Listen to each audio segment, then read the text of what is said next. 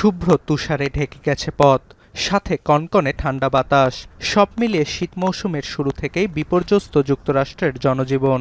সোমবার তীব্র তুষারপাতের ফলে ভয়াবহ দুর্ঘটনার সাক্ষী হল মিশিগানবাসী।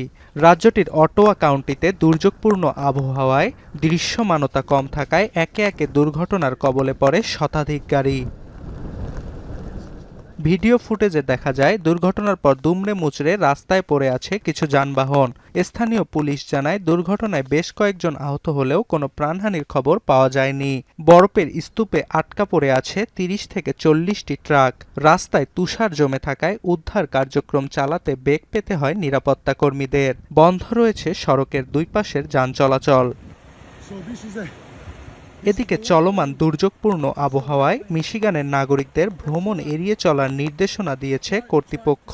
তুষারপাতের ফলে বিপর্যস্ত যুক্তরাষ্ট্রের অন্যান্য অঞ্চলও। এরই মধ্যে জাতীয় আবহাওয়া দপ্তর মিনেসোটা, ওহিও, পেনসিলভানিয়া সহ বেশ কয়েকটি রাজ্যে আগাম শীতকালীন ঝড়ের সতর্কতা জারি করেছে। আর মঙ্গলবার পর্যন্ত ফ্লোরিডা ও জর্জিয়ায় বৈরী আবহাওয়া থাকবে বলেও সতর্ক করেছে কর্তৃপক্ষ।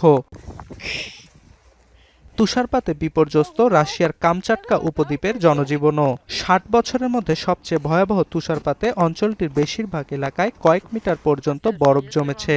এতে শুভ্র বরফের নিচে ঢাকা বহু গাড়ি। বাড়ির অর্ধেকই ডুবে আছে তুষারে।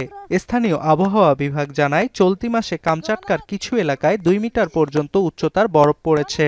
দুর্যোগপূর্ণ পরিস্থিতিতে দিনের বেলাতেও ট্রাফিক লাইট জ্বালিয়ে ও উঁচু রাস্তাগুলোতে ৬ ফিটেরও বেশি উচ্চতার তুষার ভেদ করে হেঁটে যাচ্ছে সাধারণ মানুষ।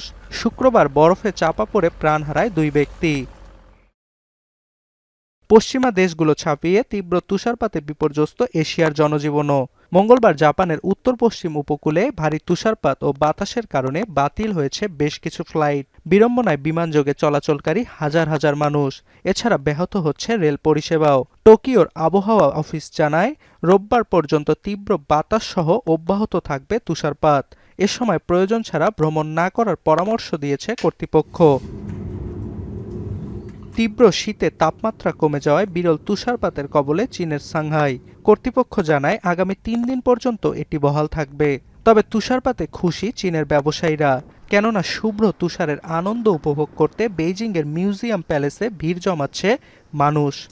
照片上看的还是不一样的，就是它就是真的是建筑真的特别漂亮，对我就觉得古人真的他的艺术智慧真的特别牛。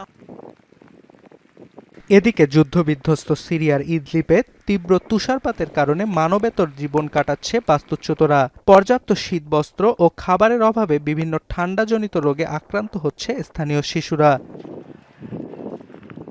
অর্ণব প্রসাদ, এখন বিশ্ব।